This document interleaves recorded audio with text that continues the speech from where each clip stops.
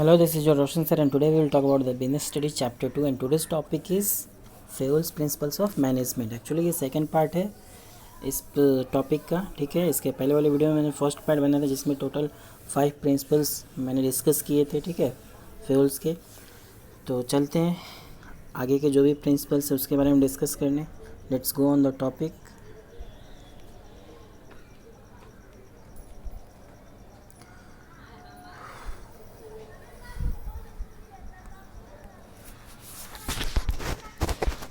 तो आज हम लोग छठे प्रिंसिपल की बात करेंगे जो कि है subordination of individual interest to general interest.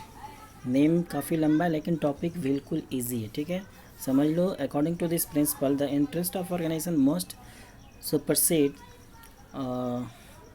the interest of individuals or employees in the organization. All the employees are working with some objectives and there is always an objective of organization। यानी कहने का मतलब ये है किसी भी organisation में बहुत सारे पीपल्स काम करते हैं, पर्सन्स काम करते हैं, लेकिन सबका एक ही ऑब्जेक्टिव होता है जो कि ऑर्गेनाइजेशनल ऑब्जेक्टिव होता है। If the objectives of individual are in the same direction of organisation then there is no problem. कह रहा है कि अगर किसी भी इंडिविजुअल का जो ऑब्जेक्टिव होगा वो सेम डायरेक्शन में होगा, यानी बहुत सारे एम्प्लॉय काम करते हैं लेकिन सबका जब ऑब्जेक्टिव सेम डायरेक्शन में जाएगा तो वो ऑर्गेनाइजेशन के लिए अच्छा होगा। लेकिन ईज़िली ऑर्गेनाइजेशनल ऑब्जेक्टिव को या टारगेट को अचीव किया जा सकता है। लेकिन अगर जो ऑब्जेक्टिव है इंडिविजुअल्स का अपना अलग अलग होने लगा, ठीक है, उनमें डिफरेंट होने लगा, डिफरेंस आने लगा, तो वहाँ पे प्रॉब्लम क्रिएट हो सकती है। तो वहाँ पे मैनेजर का टास्क ये रहेगा कि वो सभी इंडिविजुअल्स का जो ऑब्जेक्टिव है सेम डायरेक्शन में ले जाए, जो कि ऑर्गेनाइजेशनल गोल के डायरेक्शन में हो। If it is not possible then individual goal must be sacrificed for achieving organizational goal. अगर ये पॉसिबल नहीं होता है तो यहाँ पे जो भी इंडिविजुअल गोल है किसी भी एम्प्लॉय का उसको सेक्रीफाइस करना पड़ेगा, तब जाके आप अचीव करोगे ऑर्गेनाइजेशन के गोल को। ठीक है, इसके लिए एक एग्जांपल के तौर पे आप समझ सकते हो कि अगर कोई एम्प्लॉय है किसी ऑर्गेनाइजेशन में या कंपनी में या ऑफिस में, वो काम कर रहा है और सेम डे एक ही दिन उसको 2 मीटिंग अटेंड कर, मतलब एक मीटिंग एक फंक्शन अटेंड करना है। फंक्शन उसका कोई रिलेटिव का फंक्शन हो और दूसरा उसका मीटिंग हो ऑफिस का। ठीक है, तो यहाँ पे जो ऑर्गेनाइजेशनल ऑब्जेक्टिव है तो उसमें उसका जो इम्पोर्टेंस है वो मीटिंग का है। मीटिंग उसके लिए काफ़ी इम्पोर्टेंट होगा क्योंकि वो उसको पहले फेयर्स के प्रिंसिपल के अनुसार उसको पहले मीटिंग अटेंड करना होगा, तब जाके मीटिंग के बाद ही वो जहाँ जाना है, जिस फंक्शन में जाना है वो जा सकता है। ठीक है, आगे देखो क्या कह रहा है। यानी कहने का मतलब ये है कि इंडिविजुअल जो भी ऑब्जेक्टिव है उसको यहाँ पे सेक्रीफाइस करना होगा, तभी जाके आप ऑर्गेनाइजेशन के तरफ अपना इंटरेस्ट दिखा पाओगे। Manager must take all the decision in the organisation by giving priority to organisation interest and not his personal interest, and the manager can ensure this by his employees behaviour by not misusing his authority for personal favours. यहाँ पे एक और example ले सकते हो आप। Suppose that कि कोई सेल्स का ये है बंदा, सपोज दैट सेल्समैन है, ठीक है, और उसको जो मैनेजर है उसका सेल्स डिपार्टमेंट का, वो उसको दे रहा है टारगेट। सब में टारगेट दिया जाता है टारगेट अचीव करने के लिए। बहुत जगह आप लोग देखे होंगे, लोग टारगेट मिलता है कि हाँ इतने दिन में ये टारगेट कंप्लीट करना है। ठीक है, तो यहाँ पे अगर टारगेट की बात करें तो टारगेट दिया जाएगा, सपोज दैट 2000 यूनिट को सेल करने का टारगेट दिया जाए सेल्समैन को। ठीक है, मैनेजर के द्वारा। और इसमें मैनेजर एक ये रख देगा, या मैनेजर या फिर उसका कंपनी, कि आप अगर 2000 यूनिट सोल्ड कर देते हो, टारगेट अचीव कर लेते हो, तो आपको 2% का हम साथ में बोनस देंगे। ठीक है, तो यहाँ पे दोनों जो है ऑर्गेनाइजेशनल ऑब्जेक्टिव और ये सेल्समैन का ऑब्जेक्टिव यही है कि सेल करना है। तो कैसे करना है, क्योंकि यहाँ पे सेल करना है तो 2000 यूनिट सेल करना है, और सेल्समैन के दिमाग में यही रहेगा कि सेल कर देंगे तो हमको 2% बोनस मिलेगा कंपनी की तरफ से या ऑर्गेनाइजेशन की तरफ से, ठीक है। तो दोनों का डायरेक्शन जो है सेम रहेगा, दोनों का डायरेक्शन सेल पे रहेगा। तो यहाँ पे अगर दोनों का डायरेक्शन सेम रहेगा तो यहाँ पे ऑर्गेनाइजेशनल ऑब्जेक्टिव ईजिली अचीव हो सकता है, ठीक है, क्योंकि सेल ही मोटिव है। 2000 यूनिट सेल करना है कैसे भी हो। आया समझ में। आगे देख लो क्या कह रहा है। Positive effect of this principle, achievement of organisational goal. अभी मैंने जो बताया कि ऑर्गेनाइजेशनल गोल अचीव हो सकता है, तो इसका पॉजिटिव इफेक्ट यही है। दूसरा, कोऑर्डिनेशन बिटवीन इंडिविजुअल और ऑर्गेनाइजेशनल गोल। कोऑर्डिनेशन बनाना, इसका पॉजिटिव इफेक्ट ये हो सकता है, कोऑर्डिनेशन बन सकता है इंडिविजुअल और ऑर्गेनाइजेशनल गोल के बीच में, क्योंकि दोनों का जब मोटो सेम हो जाएगा तो वहाँ पे कोऑर्डिनेशन अच्छा बन जाएगा। कॉन्सिक्वेंस क्या होगा इसके वॉल्यूशन पे, अगर इस ये प्रिंसिपल इग्नोर किया जाता है तो no achievement of organisational goal. और दूसरा है, even employee will also suffer in long run, employee भी इससे लॉन्ग रन में सफ़र कर सकते हैं। तो कैसे, इसको समझ लो। जैसे मान लो यहाँ पे एक और कंडीशन होता है करप्शन का, ठीक है। बहुत बार ऐसा भी देखने को मिलता है कि कुछ लोग जो होते हैं एम्प्लॉय क्या करते हैं, जैसे रॉ मटेरियल्स परचेज़ करने की बात हो तो कुछ लोग क्या करते हैं कि अपने पहचान वाले के पास चले जाते हैं और वहाँ से रॉ मटेरियल्स परचेज़ कर लेते हैं। तो वहाँ भी दो कंडीशन आता है। रॉ मटेरियल्स परचेज़ करते हैं तो कहीं कहीं ऐसा भी होता है कि कहीं कहीं ऐसा भी होता है कि वो लोग मतलब कम रेट पे ख़रीद लेते हैं और बिलिंग ज़्यादा का बनवा लेते हैं, ठीक है। ऐसा भी देखने को आता है, तो ये एक करप्शन है जो कि नहीं होना चाहिए। और दूसरा ये होता है कि वो लोग अपने आदमी को जा करके अपने आदमी से रॉ मटेरियल्स परचेज़ कर लेते हैं काफ़ी हाई रेट पे, उनको बेनिफिट पहुंचाने के लिए, अपने रिलेटिव्स वगैरह को, अपने पहचान वालों को। तो ये दोनों ही कंडीशन में कंपनी के लिए ही नुकसानदायक है, ठीक है। ये एक तरह से करप्शन है। तो अगर ऐसा होगा तो ऐसे होते होते कंपनी एक दिन डूब भी जाएगी, क्योंकि घाटे में चली जाएगी। रॉ मटेरियल महंगा आएगा तो उसका प्रोडक्शन ऑफ कॉस्ट महंगा बनेगा, कॉस्ट उसका प्रोडक्शन ज़्यादा पड़ेगा तो सेल भी ज़्यादा बिकेगा ज़्यादा में। तो जब सेलिंग प्राइस ज़्यादा हो जाएगा तो कोई परचेज़ करेगा नहीं करेगा, तो यहाँ पे डूबने की भी आशंका हो सकती है कंपनी की। तो इसलिए ऐसा नहीं करना चाहिए। आगे 7 नंबर प्रिंसिपल है remuneration of person. Remuneration that means salary, ठीक है। According to this principle, employees in the organization must be paid fairly and adequately to give them maximum satisfaction. The employees should be paid fair wages and salaries which would give at least a reasonable standard of living. That means कहने का मतलब ये है कि कोई भी employ को हम रखे हैं तो उसको हम या जो भी ऑर्गेनाइजेशन की बात कर रहे हैं तो उसको रिजनेबल सैलरी हम देंगे, यानी मार्केट के हिसाब से, कंपटीटर के हिसाब से। सपोज दैट अगर सेम ऑर्गेनाइजेशन दूसरे ऑर्गेनाइजेशन में उसी पोस्ट पे दूसरा कोई एम्प्लॉय काम कर रहा है दूसरे जगह, तो उसको जितनी सैलरी मिल रही है उसी के हिसाब से हम भी अपने एम्प्लॉय को सैलरी देंगे, तभी वो फेयर सैलरी होगा, रिजनेबल होगा और लिविंग स्टैंडर्ड के हिसाब से होगा। नहीं तो अदरवाइज़ अगर दूसरे कंपनी में उसको 30,000 मिल रहा है सेम पोस्ट पे और हमारे यहाँ 20,000 दिला रहा है या 15,000 दिला रहा है, तो ये फेयर तरीका नहीं हुआ रेम्यूनरेशन देने का। तो इससे क्या होगा, उसका मोरल डाउन होगा, वो होपलेस होगा, क्योंकि सेम वर्क कर रहा है, उतना ही टाइम दे रहा है, सब कुछ एफर्ट वगैरह सब उतना ही लगा रहा है, लेकिन उसको रेम्यूनरेशन कम मिल रहा है, तो वो भागने के चक्कर में रहेगा, दूसरे जगह जाने के चक्कर में रहेगा, ठीक है। तो हमको रेम्यूनरेशन सही तरीके से देना है, फेयर तरीके से देना है। आगे चलते हैं, क्या कह रहा है।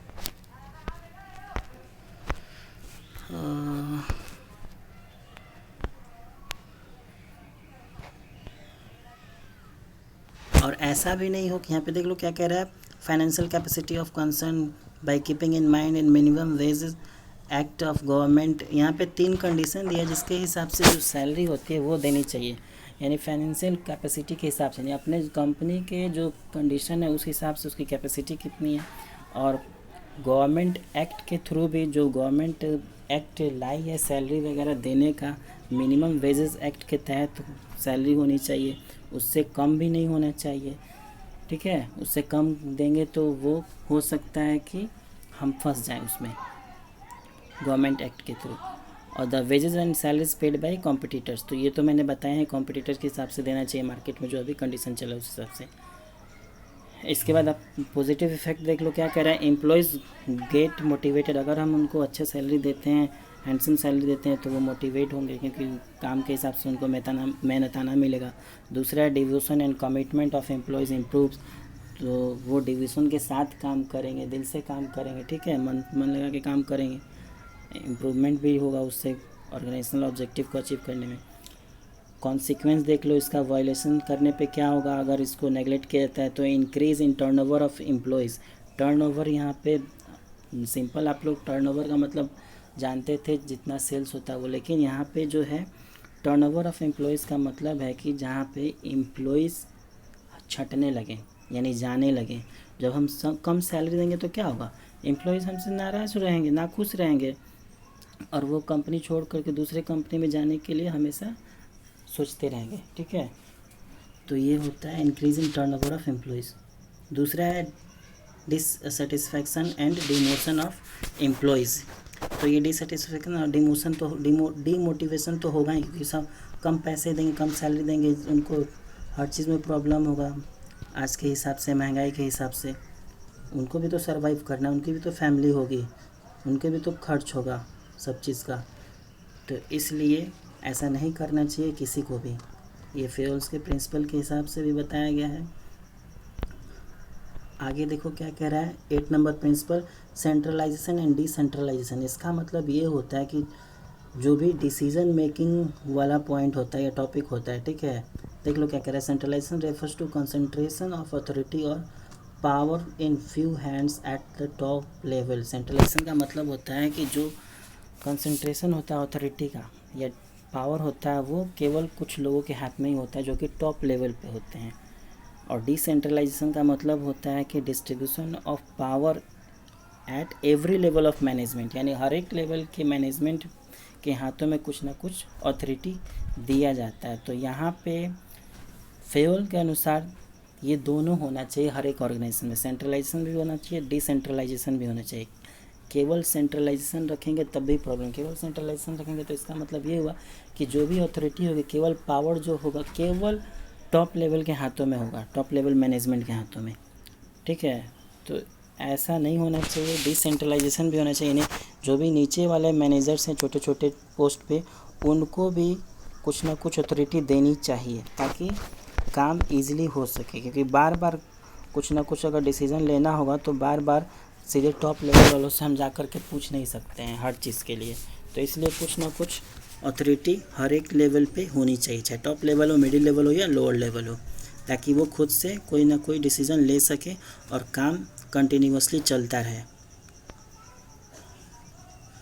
आगे इसका पॉजिटिव इफेक्ट देख लो, benefit of centralization as well as decentralization, fast decision at operational level and strict control by top level. तो यहाँ पे जब दोनों रहेगा तो ईजिली कोई भी चीज़, कोई डिसीज़न हो जाएगा आसानी से और फास्ट होगा। कॉन्सिक्वेंस देख लो, violation of principle of this principle, यानी इसका पालन ना करने पे या ये प्रिंसिपल ना हो तो complete centralisation will result in delay in decision. Complete central top level के हाथों में रहेगा तो कोई भी डिसीजन लेने में डिले होगा, क्योंकि धीरे धीरे लेवल वाइज जाएगा टॉप लेवल पे बात, तो वहाँ से परमिशन मिलेगा तो काफ़ी समय की बर्बादी होगी। और complete decentralisation will result in misuse of authority, और कंप्लीट अगर डिसेंट्रलाइजेशन ही कर दे, केवल डिसेंट्रलाइजेशन कर दे, केवल छोटे लोगों के हाथों में हम सब कुछ अथॉरिटी दे दे, तो वो लोग अथॉरिटी का मिसयूज़ भी करेंगे, अपने पावर का गलत इस्तेमाल भी कर सकते हैं। इसलिए यहाँ पे दोनों का बैलेंसिंग होना काफ़ी ज़रूरी है। इसके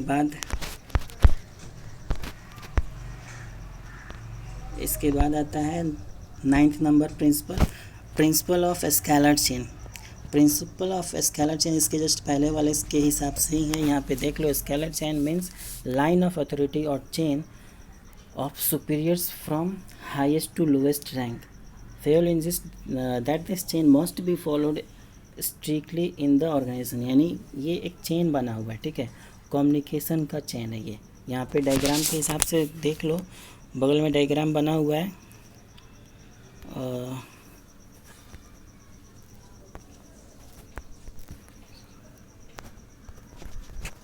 ये वाला डायग्राम,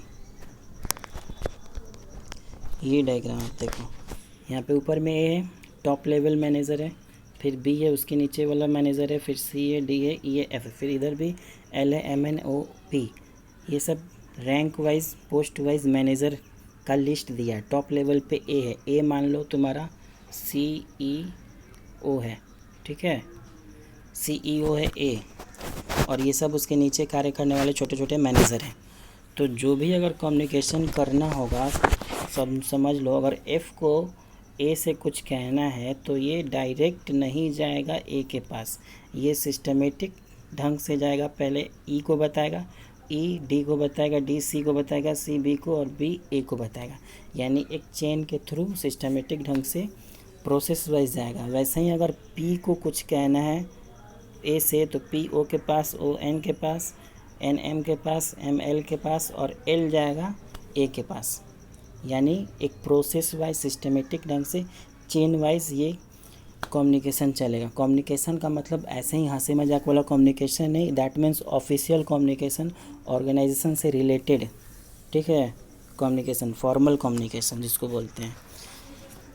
तो ऐसे में एक कंडीशन ये भी आता है, अगर एफ़ को पी से अगर बात करना हो, यहाँ पे एफ़ को पी से बात करना हो, कुछ डिसीजन कुछ भी कहना हो, ठीक है, कंपनी से रिलेटेड या ऑर्गेनाइजेशन से रिलेटेड, तो वहाँ पे क्या कंडीशन हो सकता है, तो यहाँ पे भी यही कंडीशन होगा, एफ़ डैश मतलब अपने ऊपर जाएगा, ई डी सी बी ए फिर एल एम एन, यही कंडीशन चलेगा। लेकिन अगर बात हम इमरजेंसी की करें, ठीक है, इमरजेंसी की बात करें, तो उस कंडीशन में एफ़ को छूट है कि वो डायरेक्ट यहाँ पे पी से कम्युनिकेट कर सकता है, और किस टॉपिक के थ्रू कर सकता है, किस मतलब फैसिलिटी के थ्रू कर सकता है, तो वो है गैंग प्लैंक, यहाँ पे है देख लो, ठीक है। गैंग प्लैंक एक ऐसा मतलब चेन है जो कि डायरेक्ट किसी को भी कहीं से भी कम्युनिकेट करा सकता है ऑफिशियली। आया समझ में? नीचे आप डायग्राम में देख सकते हो, यहाँ पे गैंग प्लैंक का डायग्राम दिया है, ई से ओ को कम्युनिकेट कराया डायरेक्ट। आया समझ में? यही है स्केलर चेन। इसका पॉजिटिव इफेक्ट देख लो, सिस्टमेटिक फ्लो ऑफ इंफॉर्मेशन, यानी ऐसा अगर मतलब ये प्रिंसिपल रहता है तो इसका सिस्टमेटिक फ्लो होता है किसी भी इंफॉर्मेशन का, यानी मतलब सबको इस इंफॉर्मेशन के बारे में जानकारी रहती है। तो और कोई भी ऑर्गेनाइजेशन है तो जो भी इंफॉर्मेशन होगी तो वो सबको बताना चाहिए, ठीक है, इसीलिए इसको बनाया गया है। ये ना कि कोई एक डिसीज़न ले लिया डायरेक्ट किसी एक बंदे को बता दिया और उसके ऊपर वाले को पता ही नहीं है, तो वो उससे बकझक करेगा, तुम ऐसा क्यों कर रहे हो, उसको पता ही नहीं रहेगा, ठीक है। तो इसीलिए इसको बनाया गया है। दूसरा है no communication gap in the organisation. Communication gap नहीं होगा, यानी अभी जो मैंने बताया कि अगर दूसरे बंदे को नहीं पता चले तो उससे पूछेगा, इंक्वायरी करने लगेगा, तो कम्युनिकेशन गैप का वहाँ पे होगा प्रॉब्लम। कॉन्सिक्वेंस देख लो इसका, इसको वायलेशन करने पे क्या हो सकता है, देयर में भी कम्युनिकेशन गैप होगा। No clarity in authority responsibility by relationship, यानी कोई यहाँ पे रिस्पॉन्सिबिलिटी या रिलेशनशिप मतलब बकझक होने लगा। जाहिर सी बात है, अगर कम्युनिकेशन गैप होगा तो वहाँ पे रिलेशनशिप में कुछ ना कुछ करवाहट होगी, क्योंकि कोई एक दूसरे का बात नहीं मानेगा, वो उसको नहीं बताएगा, वो उसको नहीं बताएगा, तो वहाँ पे काफ़ी प्रॉब्लम क्रिएट हो सकता है, तू मैं वाली बात आ जाएगी, ठीक है। आगे